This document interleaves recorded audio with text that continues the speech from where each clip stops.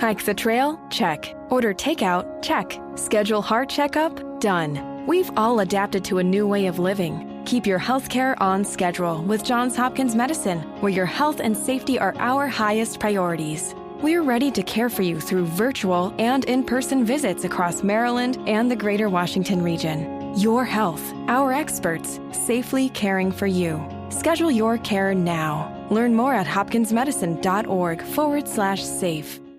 Hike the trail? Check. Order takeout? Check. Schedule heart checkup? Done. We've all adapted to a new way of living. Keep your healthcare on schedule with Johns Hopkins Medicine, where your health and safety are our highest priorities. We're ready to care for you through virtual and in-person visits across Maryland and the greater Washington region. Your health, our experts, safely caring for you. Schedule your care now. Learn more at hopkinsmedicine.org/safe. Alright, this episode of the podcast is sponsored by Grammarly Premium. Get your 1 month free trial of Grammarly Premium. Links in the description. I'm using Grammarly Premium and it is fantastic for when I need to write documents or emails, even letters as a musician. Yes, we have to write effective documentation.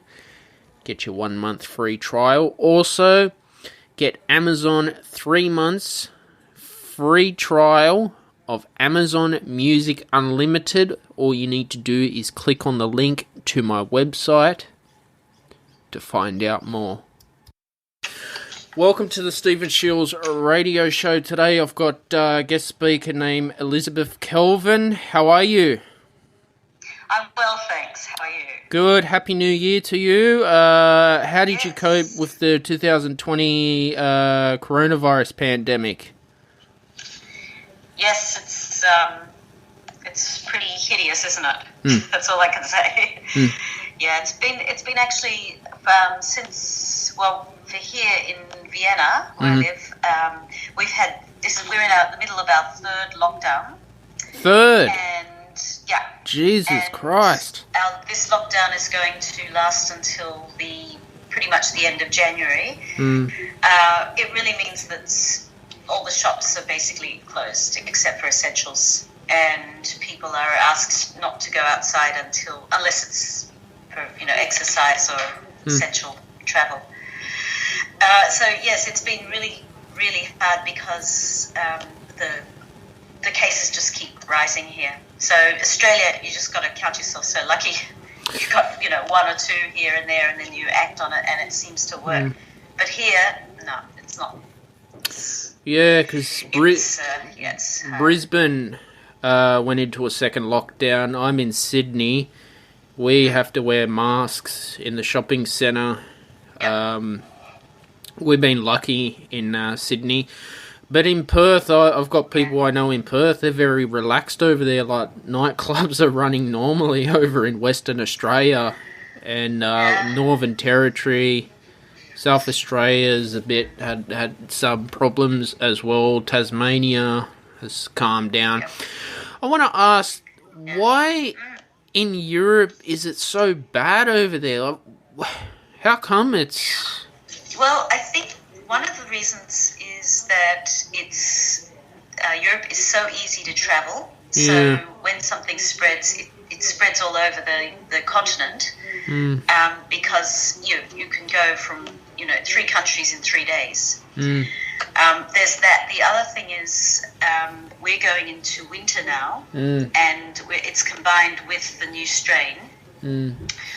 And then probably another factor is that people are just so tired of this whole thing that there is actually, from what I hear, I'm not involved in it, but there are a lot of underground things like underground performances, underground music and events that are going on, and they're all done quietly without anyone knowing, and of course they're with people who don't think that this whole thing exists, and that they're starting to take on some of the conspiracy theories, that may be floating around in America now, and people are spreading it.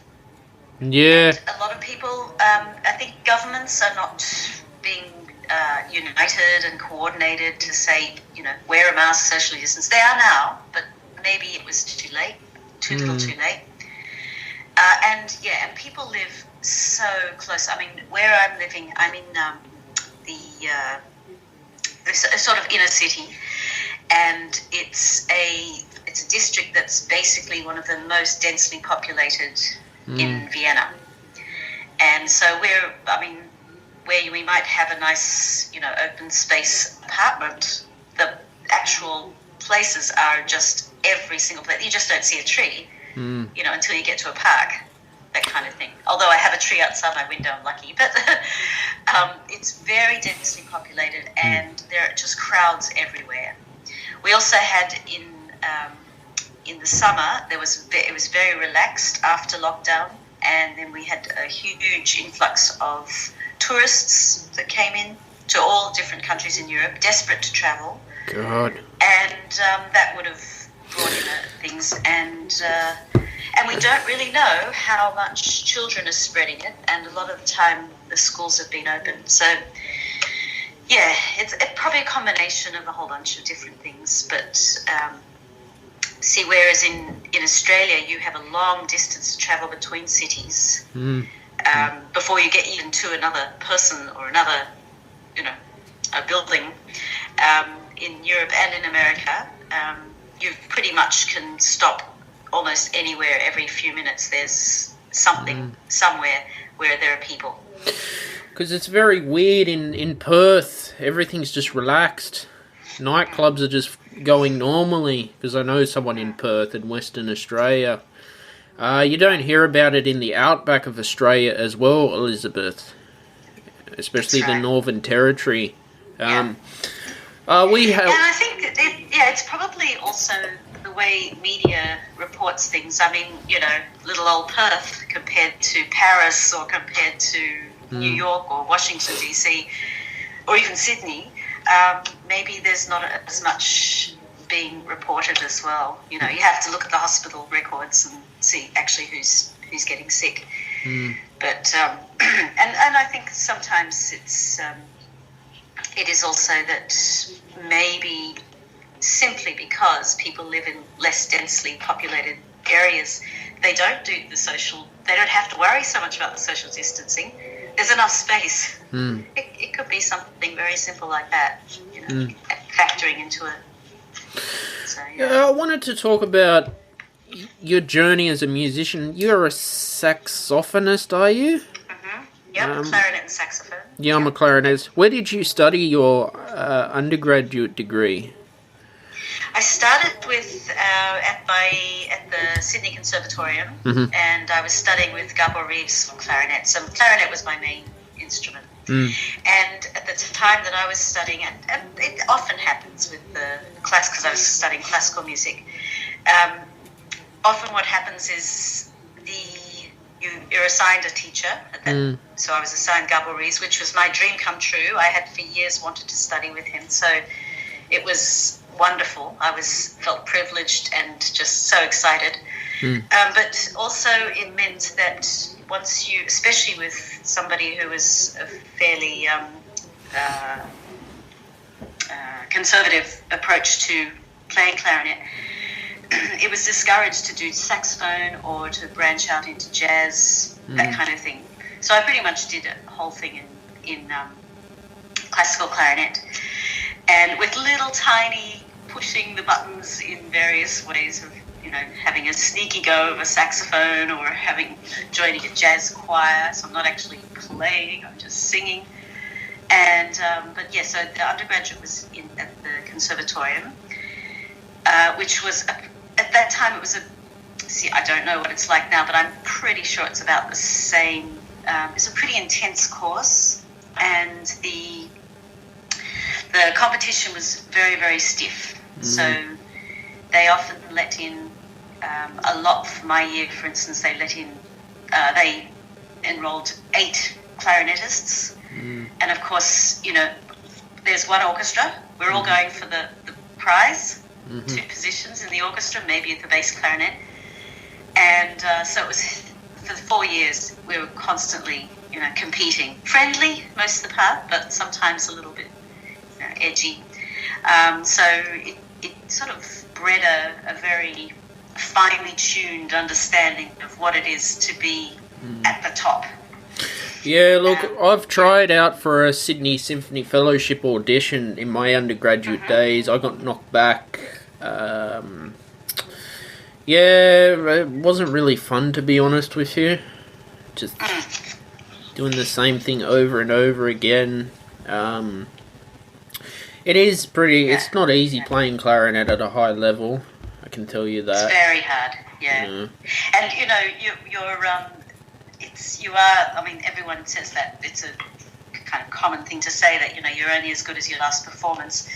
But it's really, you're only as safe as your last squeak. And even on saxophone, you can get away with a squeak here and there, and certainly in jazz, you can use that. You can actually exploit that as a tool. But, yeah, you make a squeak in the middle of a concert. It's like, and you feel like you're going to have a heart attack. So I remember... Clarinet is a very, very... To me, I think of the clarinet in an orchestral setting as a classical ballet dancer, doing a leap or a turn, or it's just everything has to be so precise for a narrow band, because when I say precise, I don't mean precise as in, you make a bed and it has to be precise. You have to have the bed working so that you can sleep in it. You can't just put, a chair in the bed or a glass of water.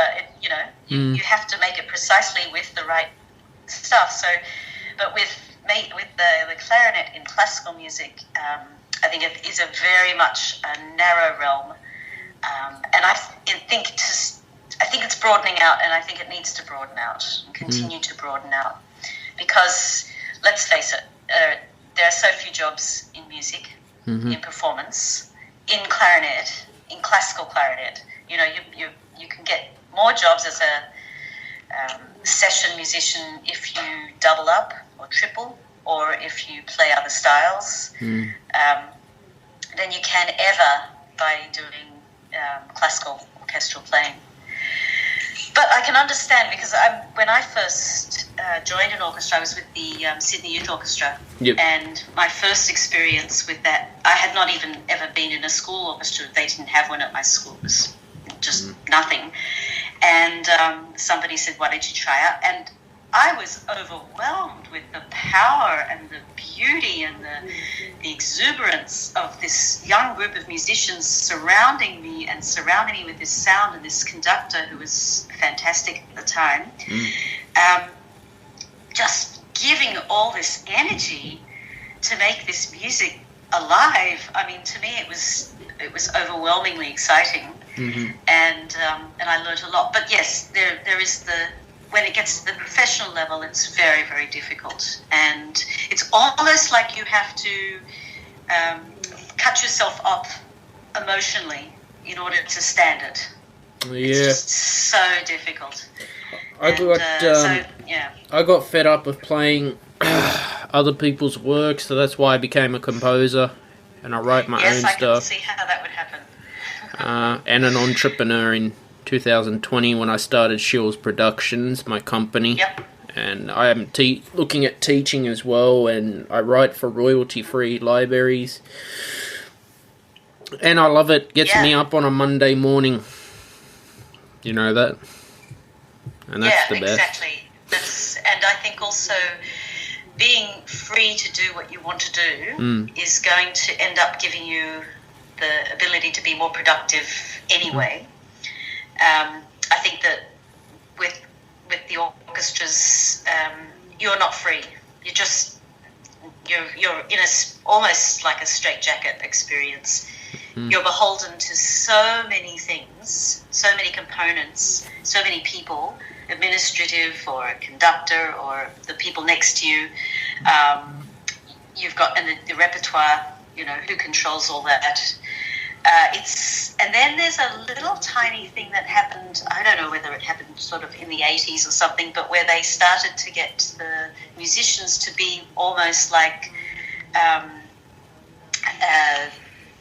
ambassadors of the orchestra, which sounds beautiful, but as a way of recruiting audience. So they were using the orchestral musicians. They still do. They go out to outreach. They do smaller groups in regional centres. They do education programs. They're all very useful and wonderful for young children. But you kind of get the feel that underneath it's bringing an audience in, trying to get more subscribers. And so, yeah, it's a marketing ploy. And I mean, I'm not against marketing at all. I hate it. It works. Oh.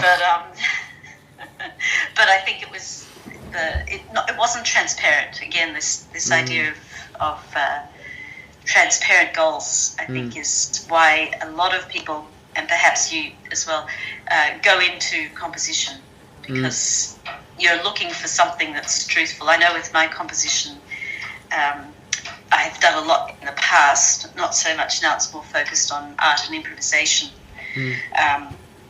But the idea of composing is to get to something essential. It's not trying to dress something up.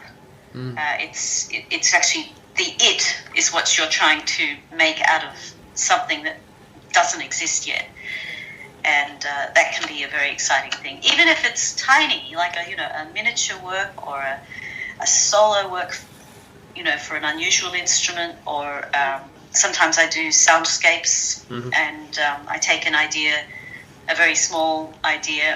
One of the recent ones I did was just took the sound of, as a sort of a gesture of homesickness, I suppose, is from Australia. I just took the sound of a magpie, and I just built a little series of works, just basically electronic and manipulating the sound of the saxophone and the clarinet.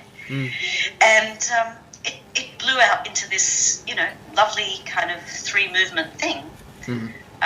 Just out of this one. Now that you can't do that in an orchestra. You can't just say, hey, I got this great idea. Let's just do Mozart this way. Yeah, well, the Mozart clarinet concerto is just too overdone. It just gets boring to play after a while.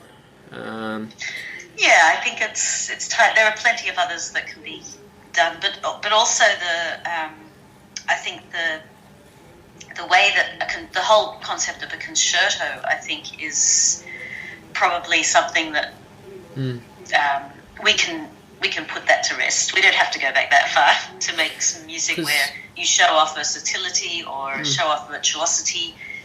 We don't actually need to go to the concerto format.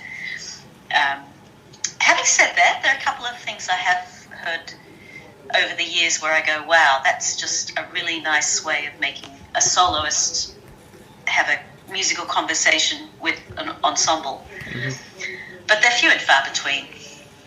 A lot of it is more of, a show-off kind of showcasing. And I think the pieces to me that speak to me that are most powerful are when I'm not told what the hierarchy is, and I'm invited to question what the hierarchy is, if there is a hierarchy at all. So it may not be, like in a free improv situation, you don't necessarily know. You certainly don't know at the beginning of when you're listening, but after hearing something, you're not necessarily given an answer of who's in power, who's doing what, who's making the big decisions, and that's really interesting. That's why I think free improvisation is something that kind of works really well and complements the idea of composition, because I'm all for both.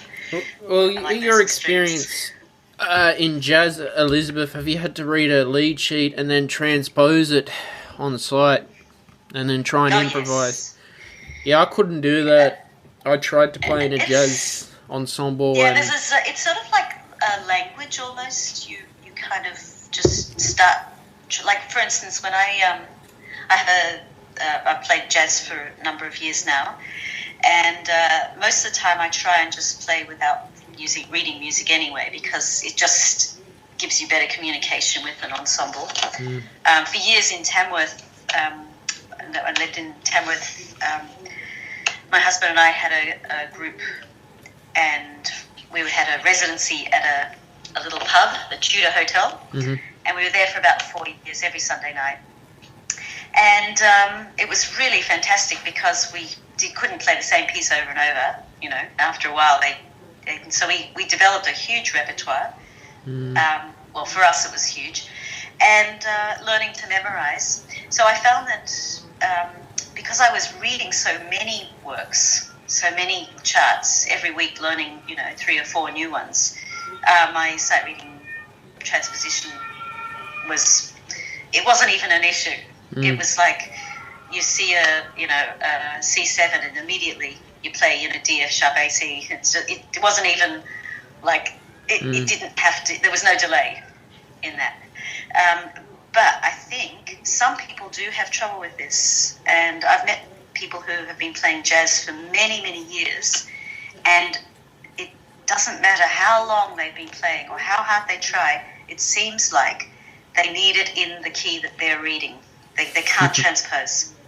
So I'm just wondering, there may be something that's just, some minds just don't follow that path. They don't see that as important. Well, there is such thing as a C clarinet in concert pitch as well. Yes. But that's the lazy way. If you have the budget, you can get it. There's also a C melody saxophone. Yeah. And it's I've always wanted one because I actually like the sound of it. It's just a little bit between the the alto and the tenor, and that would be fantastic. Can you imagine? But the C clarinet is a little bit high in pitch, so it starts to go into that realm of the E flat pitch, which is fine. But yeah. It's as I see it too, with jazz, when you're improvising. I mean, yes, it's different when you're in a big band situation and you've got you're playing your clarinet and suddenly they give you an alto clarinet part. You don't have your alto clarinet with you because you couldn't carry it with your bass or your flute or your your saxophone, and you have to transpose it. And that's a pain in the neck. But most of the time with jazz, anyway, the idea is to absorb the concept of the piece and take it to a different level. And so the reading part of it, as far as the way my approach is, the reading part of it is the nuts and bolts preparation that you do on your own. And if I'm in a situation where I've been thrown a piece and I have to sight read it, well, those sort of situations don't go by very much anymore. I don't have those sort of things. I don't actually put myself in that sort of realm anymore, because I find that struggling just to get the music out on the moment without preparation, to me that's not a very fruitful way to use my creative power. So I find preparation is for me is one of the most beautiful, valuable, finest things that a musician can have, is the time and the motivation and the understanding of what it is to prepare something. I don't mean like everything has to be so robotically done that it's like you're just basically a human computer repeating out the notes, but that deep understanding of what's behind the music, what's behind, how does the harmony and how does the texture, how does the, how hard do I push the emotional content, or, all these different things that you can ask the music, and then also that you can research in the music. That to me is where the most exciting part of that personal journey comes into play. And I think that's why a lot of musicians who get not so interested or become disillusioned, I suppose, by the classical side of things, they move into these new areas of new music, new composition. They seek out other composers, they improvise, that sort of thing. I mean, actually, that's how I met my husband. He's a composer as well. And one day I heard a piece of his being played. It was for clarinet and clarinet and drums, drum set. And I heard this piece and was like, this is something I've never heard before. This is really going straight to me like, daggers or something. I just hadn't heard it before. And so the next day it was at a student performance at MSU, Michigan State University. We were both studying there. And I just went up to him and I just said, I want a piece from you. Mm-hmm. And he said, okay, what do you want? And I said, clarinet and whatever. I don't care, just something. And so I was very demanding. When and we did. When did you finish your degree from the Sydney Conservatorium of Music? That was 1980 something, 88, I think. And then I went to do a master's at Michigan State University, and then followed on with a doctorate of musical arts there too. Did you get a scholarship to study at Michigan, or did you have to fund it yourself? Cause you have to.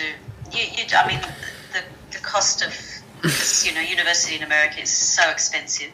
Price of a house. I cobbled together a little bit of savings and a scholarship and a part-time job while I was there for the first year. And then after that, I just kept applying and getting scholarships. I did have to take out a few loans as well, student loans, those dreadful student loans, but there were small ones for me. And by the time I was into my doctorate, I was getting pretty much all my fees paid for and some living expenses as well, because I was a graduate assistant at the Department of Integrative Studies, teaching music in relationship to society. And so it was really good. And I was studying with Professor Elsa Ludwig Vedder, and she was phenomenal, like unbelievable. How, even though it's been many years since I've been, because I graduated from my DMA there in 1999, so it's a long time ago. But when I'm playing clarinet, sometimes I will still hear her in my mind's ear going, oh, you could make that just a little bit louder. It's like she's always just touching little subtle areas, and it really brought to my mind that attention to detail is just absolutely so crucial. And not just in playing clarinet, but everything that you want to make special, it's in the detail. And so she was fantastic. Michigan State was a very eye-opening experience for me, because the size of the university, just the clarinet department, I went, like I said, I was complaining about 8 clarinetists, and we were all competing. Well, we had, in my year, we had 24 in the master's program, and it was just dog eat dog, the usual, those, the regular meetings you have with the group that comes together and then we all play for each other, like concert practice, I suppose is. But it's more like just a weekly studio meeting. And those became so frightening. You're playing in front of people who they're already professionals, they're already brilliant musicians. And you're playing, and every note counts, and every week that you had to play, which was many weeks, your turn came up, you're just waiting for that nod of, yep, okay, that was good, that was fine, you're on the right track. That's all you wanted. The difference with I found with American studies of music was that it was okay to branch out into jazz. It was okay to not want to do the orchestra, to actually take on other things. And people were supportive. People would say, you know what, maybe it didn't go so well, but it'll be better next time. Don't worry, it's all good. And if you did a good job, they would really give you a sincere congratulations. I can. Whereas in Australia, I found it was a little bit, okay, yeah. I can recall Not quite so. one recital I did. It was on a very, very hot day. I was trying to play the Aaron Copland Clarinet Concerto first movement. I stepped up to a 3.5 reed, and the reed felt good the day before, even when I had a blow of it. It was so hot, it just burnt out, and I completely, stuffed that up. That opening is a killer. And I'm playing to the panel, and I'm like, oh shit, I'm going to fail this. And then I ended up playing one of Weber's, I think, Clarinet Concerto third movement. I did a movement from Brahms. They turned out well. Yeah.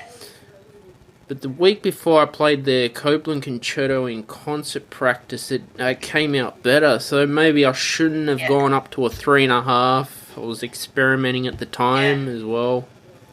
Yeah. But I can Look, you got to try these things.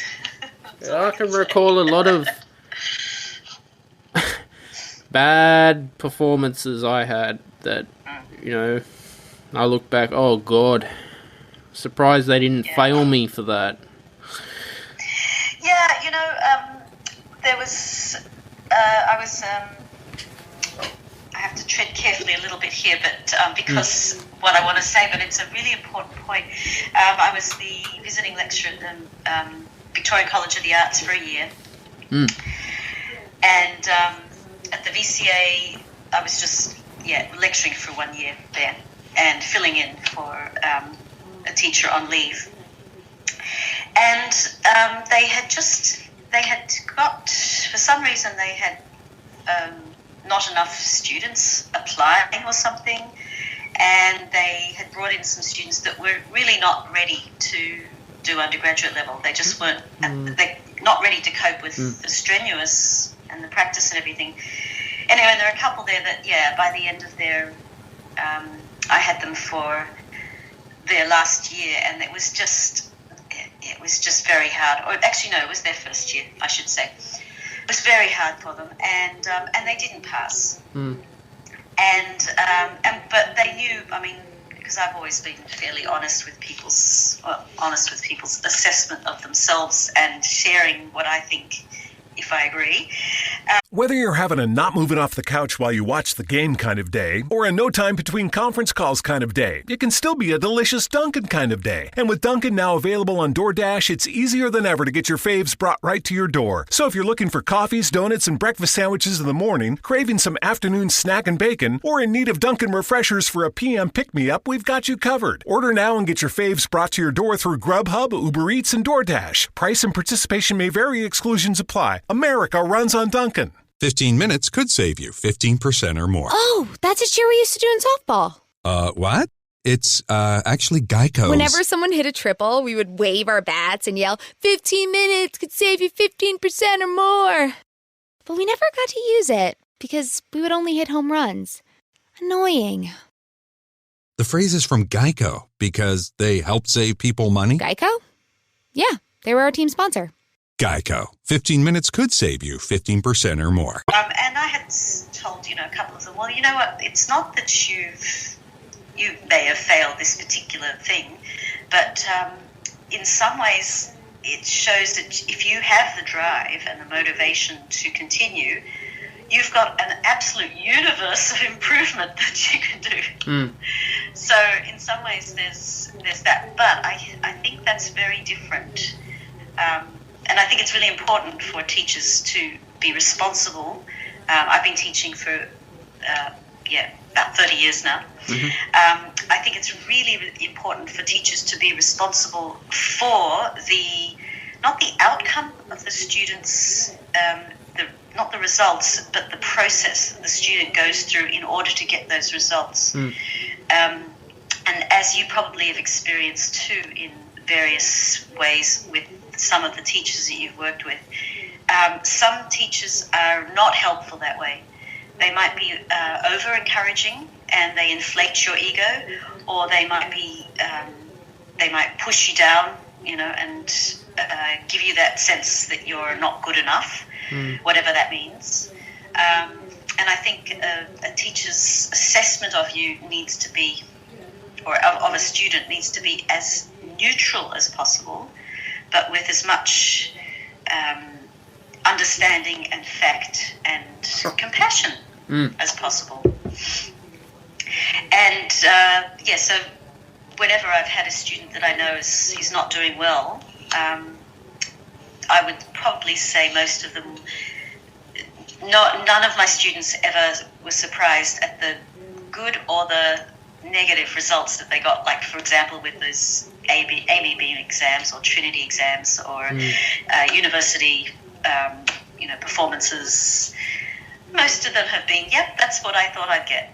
Mm-hmm. And I think that's, although it may not be exciting, if you think, oh, wow, I had no idea I'd get a distinction, or no idea I'd get an A+, I think those moments are very fleeting. It's the sense that, yes, this is where I worked, this is the level I worked, this is what I was thinking I would be about, and then the result came pretty much consistent. And I think those are very powerful things in life, because even if that person decides not to take on music as a career, they can take those lessons to wherever they go. To realistic assessment rather than just pumping someone up. And I know many people who've been pumped up, who've been given this ego trip, and when they actually get there, they collapse. Mm-hmm. They don't know why. And it's very hard to say, well, I told you so, because it wouldn't have come. They can also, create their own illusions. And there are others who would be very beautiful, sensitive musicians that could have been fabulously contributed so much to the cultural climate and cultural realm. But it might have been one comment that a teacher said to them that just put them down, put them off, put them off center, and they're like, oh, that's it, I'm done. And that's happened too. So yes, it's a very, very fragile kind of place to be when you have a bad performance. In the grand scheme of things, it means nothing. But to you personally, you can carry it with you for years. I can go straight back to a couple of bad performances, or really mistakes or things that happened that I could have controlled if I had maybe done something differently. Like a read, for instance, is a good example. So yeah, it's a tricky one. That happens. Read. Only human. Yeah, but the idea of playing clarinet, do you play saxophone as well? No, I can. I could if I wanted to. Is it the same fingering? Yeah. Yeah, and it's similar to the upper register of the clarinet. Yeah. So it took me a while to do it. It's for me, I always wanted to do soprano. That was like, for me, soprano was it. And I had one of those moments that I was saying that I had a sneaky go quietly, and I didn't want to tell anyone because they would have said, no, you can't do it, you'll ruin your embouchure, blah, blah, blah. That was a soprano saxophone. It was a beautiful old Selma, and a friend lent it to me just for a few days. And I was just in love. I thought, oh, this is it. And finally I did get myself a soprano, and I just took to it like a duck to water. It was just the most magical thing. And I said to myself when I opened up and started playing it, I said, I'm going to do everything with absolute no judgment and only relaxed. Like really, no stress, no worries about a read. If the read doesn't work, change it. Don't stress. And I just did it with a totally different attitude than, of course, learning clarinet when you're a child. It's a very different feeling. It's exciting, but you tend to tense your body up to get something to try hard. So with this, I just said, nope, if it's not going to work, then just relax more. So in fact, it sort of ended up being like a meditative process of learning to play saxophone. Was about learning to relax. And so I found that was a wonderful thing. And then once I started teaching the saxophone, but even the clarinet as well, I was able to work with the students about relaxation rather than tensing and trying, just allowing things to happen and observing what the results are, and using their own questions rather than being told what to do. I think kind of came from learning the saxophone. So, yeah, I think the saxophone lends itself to being relaxed. Of course, the embouchure is different. The whole approach to sound has to be a little bit different as well. You don't sort of put everything in place and then go and just blow, whereas you tend to have more embouchure movement. There's a vibrato thing happening, which you don't really get on clarinet unless you're playing jazz or klezmer or Richard popular. Stoltzman was always using vibrato. I experimented with it a bit, but not in orchestral playing. Well, it's funny. He uses it even in his most classical, even when he's playing the Copeland concerto. He's got vibrato all over the place there, and it's always been shunned by orchestral players, and not so much the clarinetists. It's actually the other instrumentalists in the orchestra. They'll go, "Why are you using vibrato?" Ooh, I noticed a touch of vibrato. In fact, there was one day when Elisabeth was playing the. Do you know what it was? The Copeland concerto. It gets a lot of, and because the opening is so revealing of everything about your playing, starts with that. Just straight away, you know where that person is in their understanding of music and their technical ability. It just somehow that speaks straight away. And she started using just the most, it was exquisite. And I was floating and it was just so beautiful. And just the slightest touch of vibrato here and there. And the next day people were going, "Oh, it was terrible. She was using vibrato. It was terrible." And it's like, you've totally missed the musical journey if you're worried about a wobble. And it was this was an American composer, an American audience, an American orchestra, an American musician playing in America, in the 20th century, and you're worried about vibrato.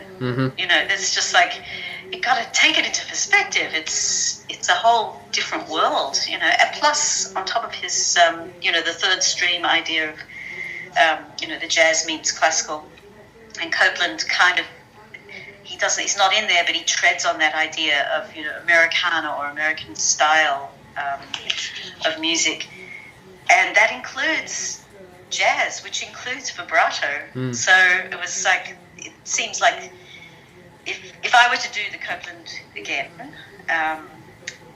it would probably be unlikely because I've sort of moved on from that music. But if I were, I would definitely include vibrato.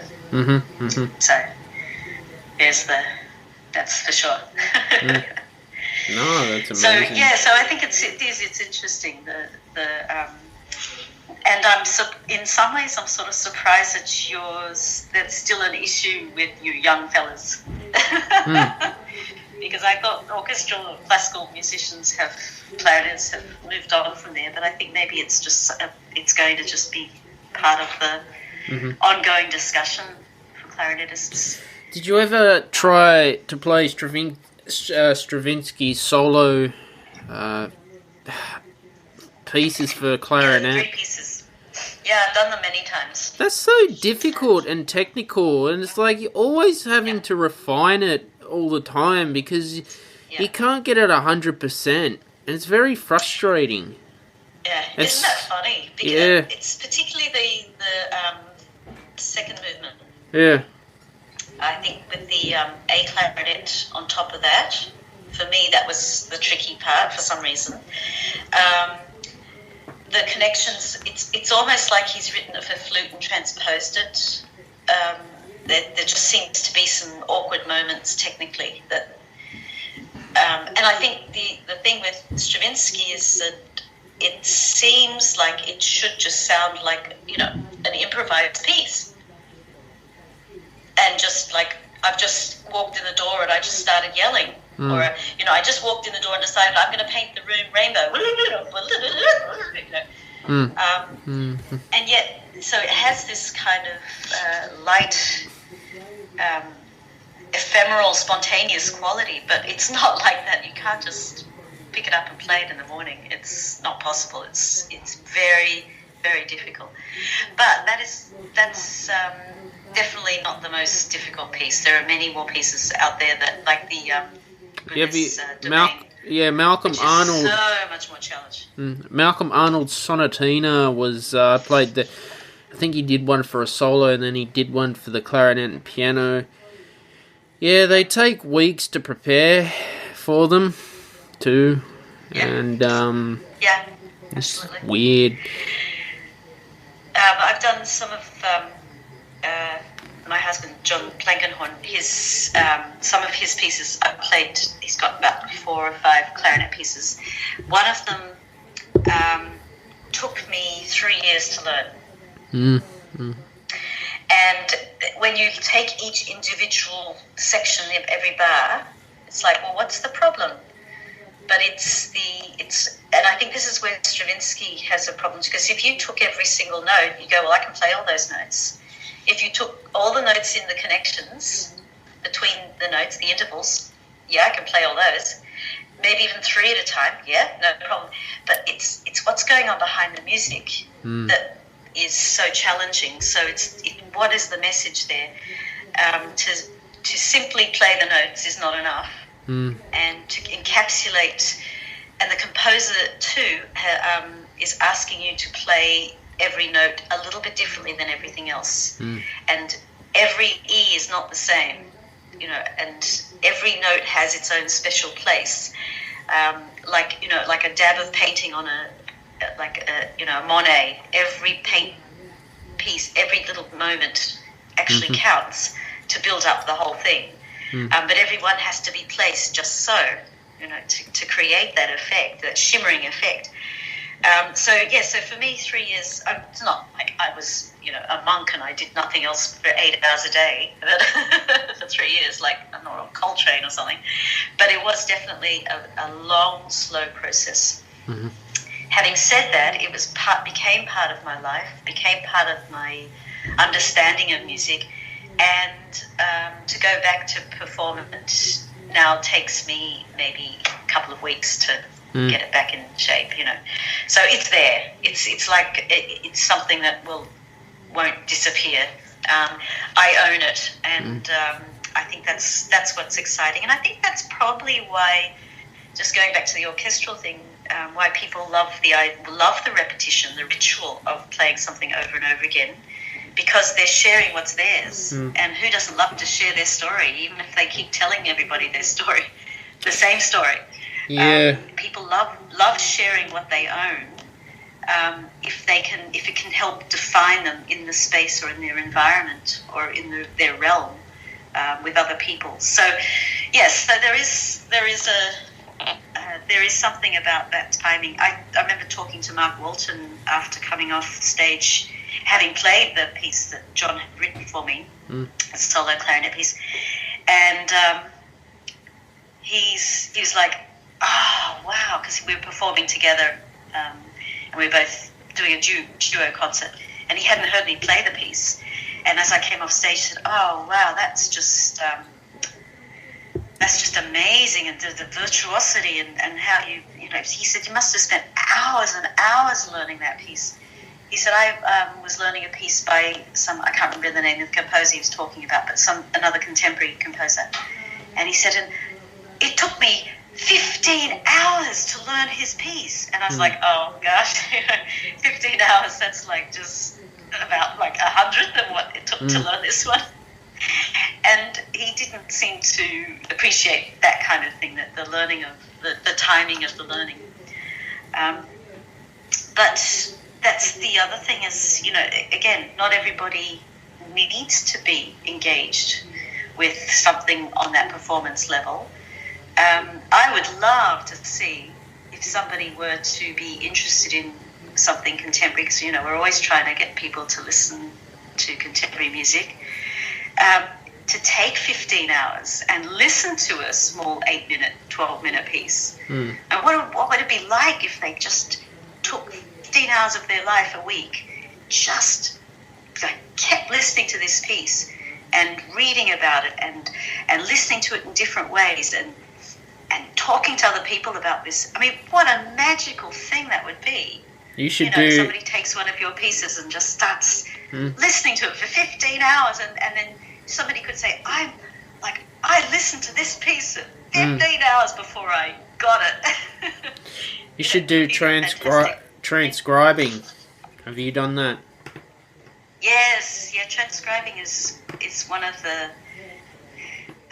double-edged sword. It's such an exciting thing when you get it. You like it? Sometimes, yeah, I do. I really enjoy it. I hate it. I enjoy the outcome. Yeah. And what I learned from transcribing is, unlike anything from any person, it's just there are no words that go. But the learning is very rich, very deep. Mostly the transcribing I did was because I was curious. It wasn't asked of me to transcribe at my undergraduate level, and even at my graduate level, it was only an elective part of learning in the jazz program that I did. But the first transcription that I actually had to do for class was with Peter Schaefer at Sydney Conservatorium.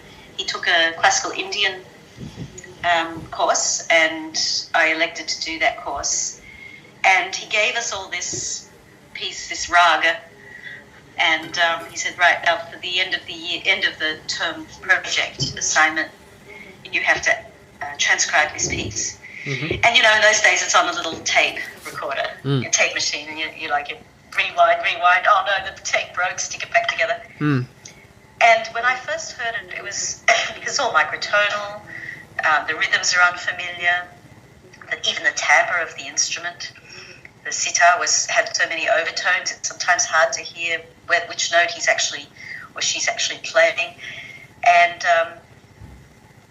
it was quite a long piece too. It was probably about, maybe for a transcription, it was about 4 minutes. And then the notation, how do you notate this? How do you notate, just do a squiggly line? Well, how far can that go?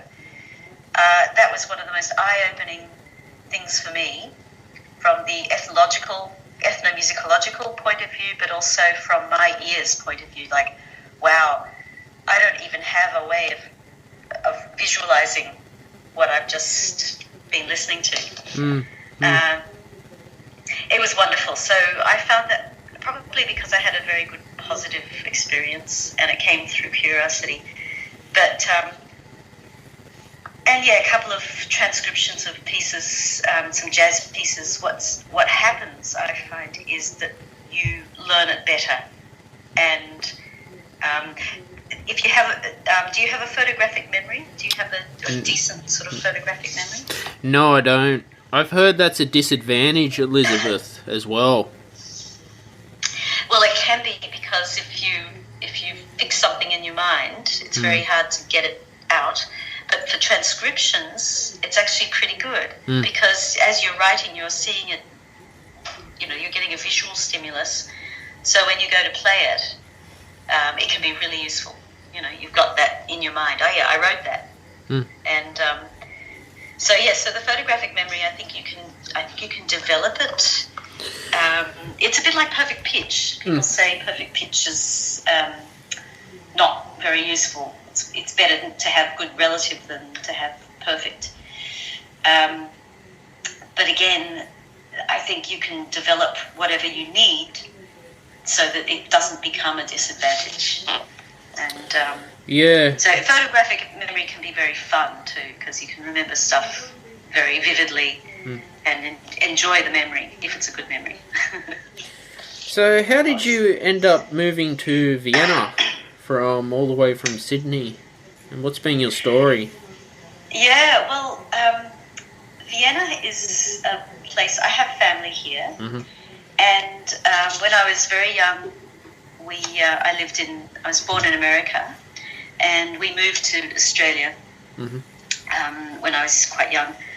And on our way to Australia, we visited relatives in Vienna.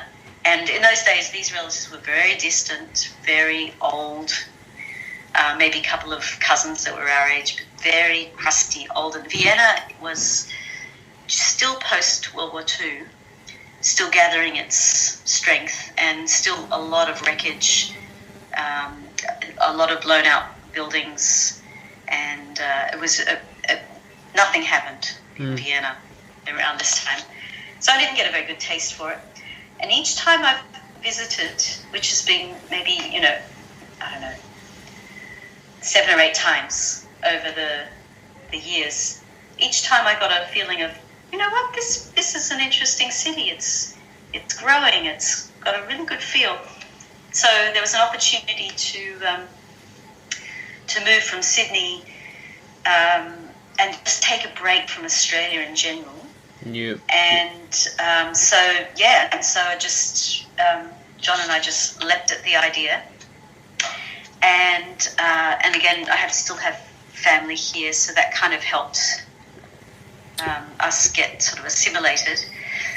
Learning the language is a challenge. Deutsche Sprache, schwere Sprache. It's really hard. But so it was really just a choice. I was not feeling so welcome in Australia anymore as a musician and an artist. There are a couple of reasons, but one was that I was a musician and an artist. And I don't know, in Australia, I just get the feeling that you should be one or the other, and if you're both, people just don't want to take you seriously on either side. And the artists are a little bit more open to this than the musicians, but I found myself having to do either or in a lot of situations, whereas in Vienna, I've had numerous opportunities to do both simultaneously. So I can be playing my own piece of music, but my piece of music is a graphic score that I've painted that's in the background or it's amongst the audience.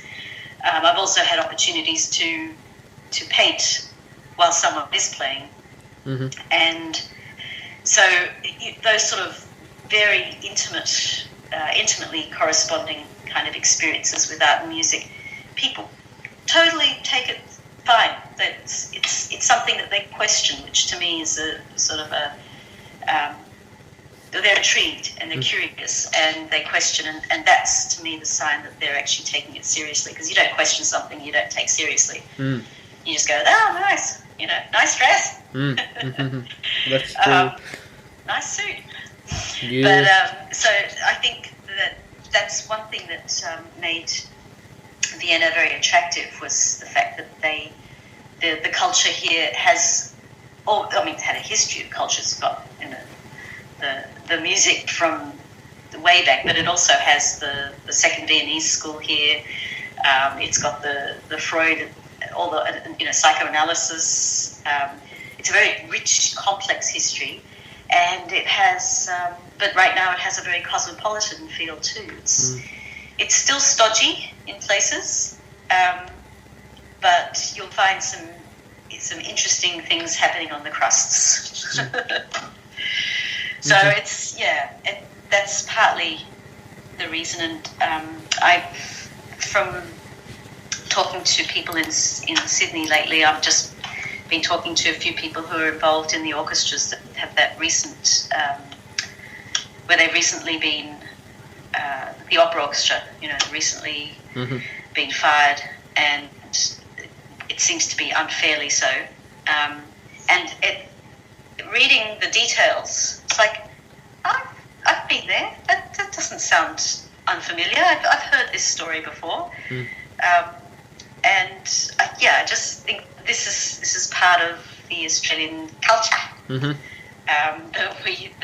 it's many people have said the same thing to me who are expats, and they'll say, "Oh yeah, in Australia it was like you say you're an artist, and they go, or a musician, and they say, yeah, but what's your real job?" And in Europe, they don't say that. They may think it. Mm-hmm. They may judge you accordingly, quietly by themselves, but they don't actually say it. And then you know where you are, because they'll either continue to be in contact with you or they won't. Mm-hmm. And so, you don't have these people who are continually making fun of you or teasing. They just disappear. They're like, well, that's not going to interest me. Mm. And it's usually mutual. But yeah, so people who care about what you do will take you seriously here. Mm. And like just recently, I started up this online thing called, or didn't start it, I joined a thing called Buy Me a Coffee, and people can either ask me for a commission or buy a painting or buy a music lesson, or they can just buy me a coffee. Like, they can click and get, I get like €3 from PayPal or something. Mm. It's very nice, very elegant, very simple. And somebody just sent me a commission Mm-hmm. through this, and it's obviously not an Australian, but it's just, and they wanted a painting, but they also wanted to support me. Mm-hmm. And they said, we know, times are tough, they'll get better. So it wasn't just that, and they didn't have to do that, and they were doing that because they know what I'm doing is serious. Mm. And I take it seriously, so they can too. Mm-hmm. So yes, so that's part of it. I highly recommend anyone who has not been outside of Australia to travel, but I don't really have to say that because most Australians have travelled. Mm. And Australians are great travellers, and I think that's one really wonderful thing about the character of Australia is it understands the world better than the world understands it. Mm. That's correct. And even now, what's happening with the coronavirus, it seems like the Australians understand more of what's happening in the rest of the world. Mm. And perhaps that's why you have so few cases. You know the seriousness of it. That's it. Elisabeth, fantastic interview with you today on the Stephen Shiels radio show. Where can people find you on social media? And yes, I'm all over it like a rash, Yep. but the best place to start is my website, which is elisabethkelvin.wordpress.com. Mm-hmm. And all my connections are there. But I'm also on Facebook and Instagram. Mm-hmm. Usually people find me with my tag Liz Musart, Mm-hmm. LISMUSART. Mm-hmm. And but they're probably the two places to start. Alright, thank you for listening to today's episode of the Stephen Shiels radio show. You can subscribe to the podcast, turn on your notifications, wherever you get your podcast, leave a rating on Apple Podcast or wherever you get your podcasts on your apps. Also, thank you to today's sponsor of the Stephen Shiels radio show, Amazon Music Unlimited 3-month free trial. You can get that through my website, and you can get a 1-month free trial of Grammarly Premium. I love Grammarly. I'm using it to write and edit my ebooks as well. Very thankful for Grammarly. Also, subscribe to my YouTube channel.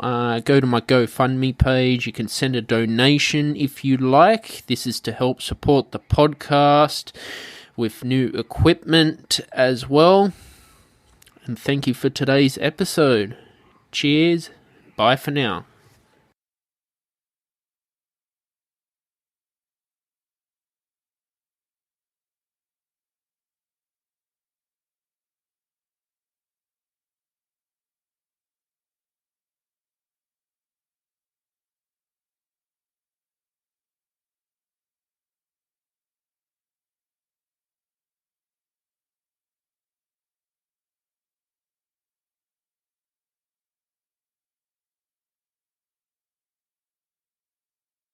Hike the trail? Check. Order takeout? Check. Schedule heart checkup? Done. We've all adapted to a new way of living. Keep your healthcare on schedule with Johns Hopkins Medicine, where your health and safety are our highest priorities. We're ready to care for you through virtual and in-person visits across Maryland and the greater Washington region. Your health, our experts, safely caring for you. Schedule your care now. Learn more at hopkinsmedicine.org/safe.